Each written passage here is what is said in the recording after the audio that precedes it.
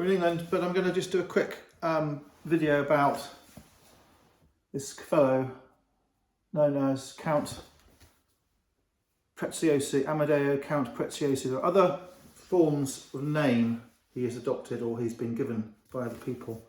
So if you're searching for him, you'll notice that there are different arrangements and titles he's got, and his name is often described in a different order or back to front. So that's just a tip for finding pictures by this person or information.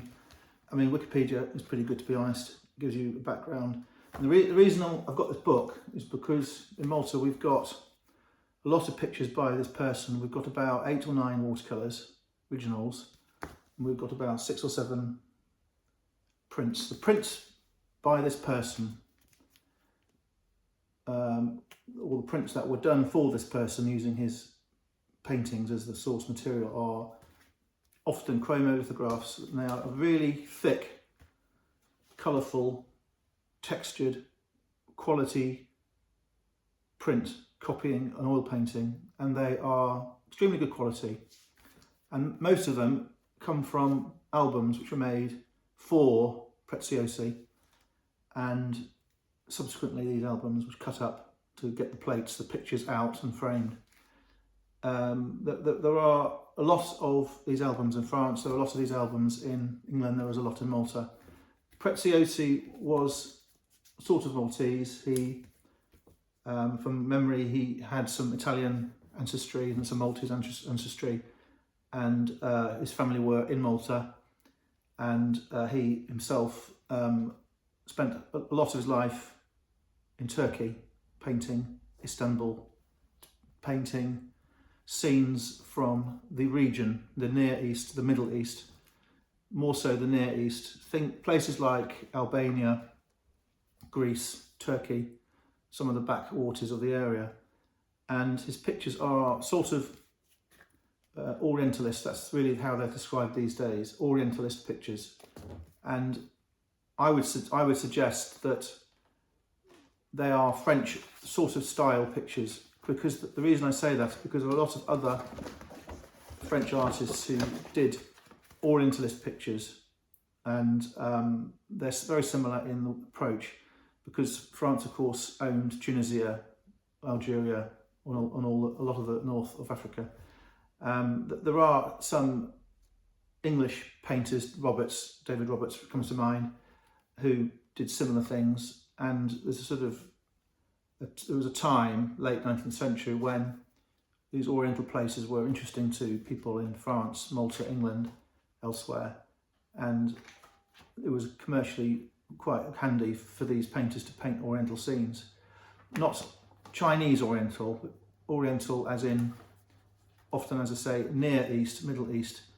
And the Near East would encompass Turkey, not so much North Africa, not so much Malta, but they're a type of picture, or Orientalist pictures, and in England they're often sold in auctions where travel and exploration pictures are sold. So in a sale in London, you'll see Orientalist pictures, sometimes from this guy. You'll see pictures of Scott of the Antarctic. You'll see pictures of China in 1800, Peking. You'll see Pacific Islands. You'll see James Cook stuff. It's all sort of travel, exploration, and Orientalism. So we'll go back to this artist.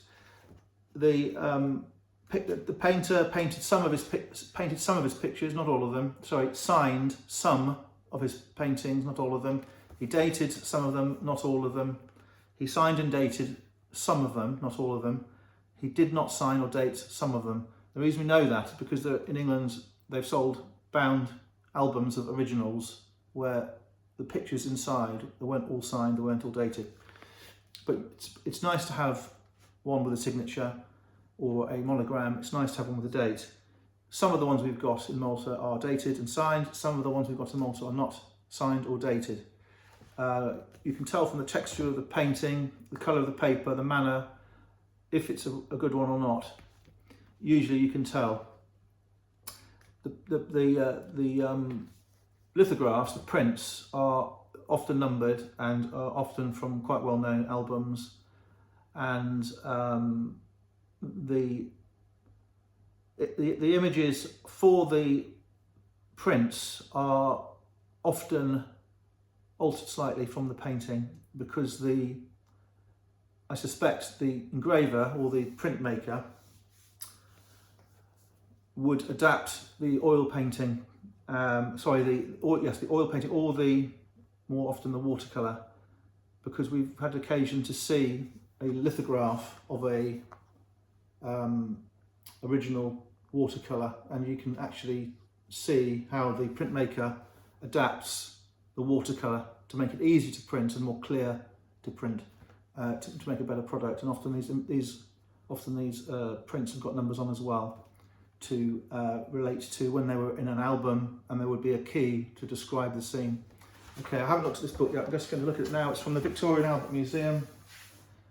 I would suggest this is from 1990, something like that.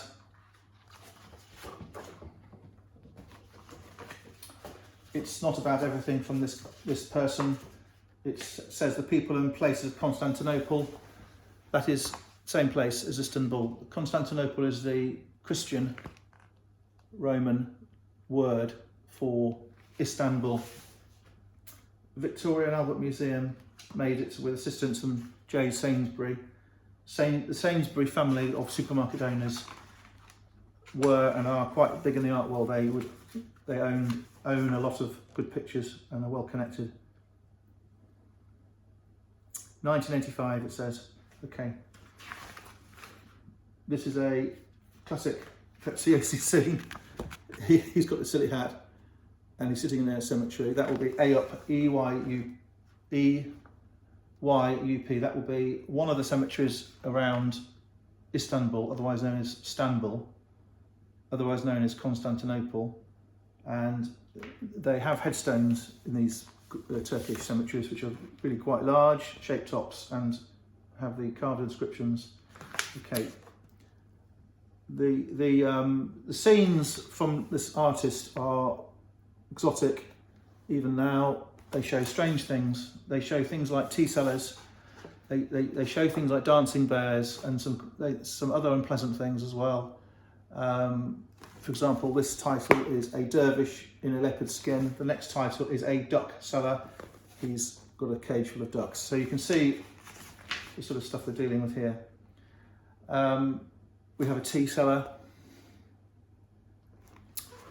described as a simit seller or simichi. We have a Kurd with a wonderful headdress. These, of course, are black and white, but the originals will be vivid colours. Another dervish from Lucknow.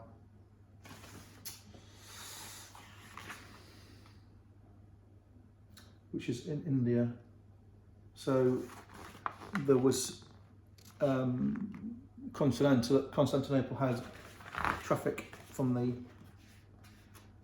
other parts of the world.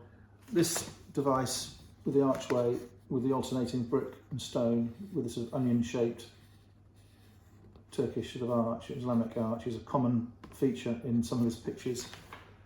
And also this sort of mashrabiyah panelling made of bits of wood is another common feature. And if you add to that things like marble floors and Turkish rugs, you can soon see he's got a way of constructing these pictures. I would say, just generally speaking, the pictures with buildings in the background are worth more money. There's an awful lot of pictures with just a character sitting on a stool or whatever, doing something. But when you have buildings in these pictures, then they become expensive. We have a coffee vendor. Another Indian from Calcutta. I'm not sure whether he actually went to India, might have done, I suppose he probably did. Montenegro.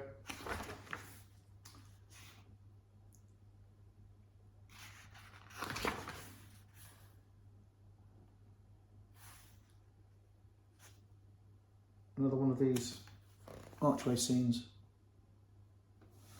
So they're very interesting. This is another view of the Bosphorus near Istanbul. This is in the area where all the cemeteries are. They have the cypress trees, you can see the minaret, you can see the reflections in the water. We have a big picture of a cemetery by this artist in Malta, and for sale, big thing, and it's a spectacular thing.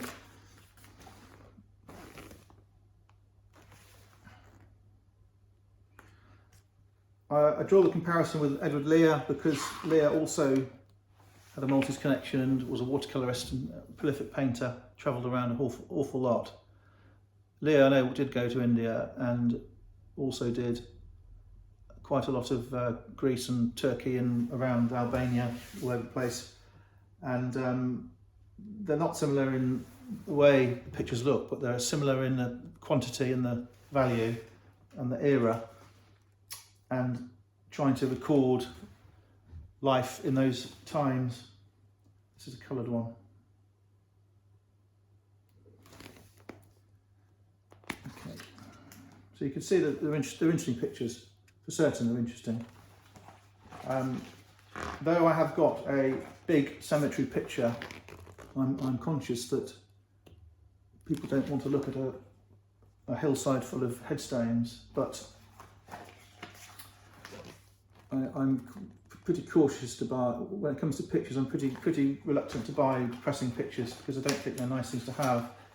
For example, saints in torment, or animals being shot, or a storm scene, a stormy marine scene, I would steer clear of. Anything with a grey sky, I steer clear of. But this one I have of Ayopp of the cemetery on the hillside is such a big picture and such a good example that I decided to buy it. These are really obviously good subjects, happy subjects.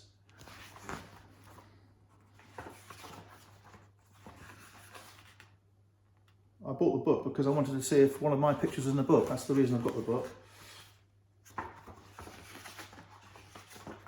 Okay, so we'll end with a Turkish coffee house. Signed and dated, good lines of perspective. Some of his paintings have colour problems that they fade, and often he uses coloured paper.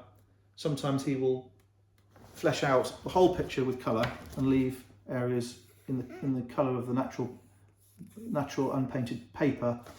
So again, when you're buying Preziosi, you've got, as I say, signature date, size, subject. You've also got to look at the condition, particularly with Preziosi. Some of his paintings are not in great condition. That one is just turning the corner into being a gloomy picture because of the fading. Okay, I hope that's been interesting.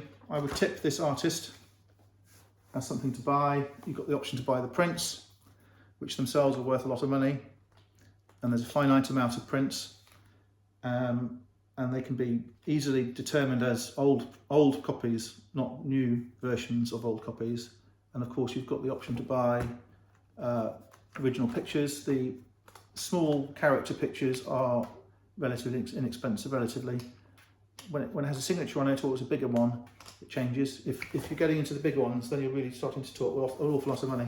Okay, thanks for having a look.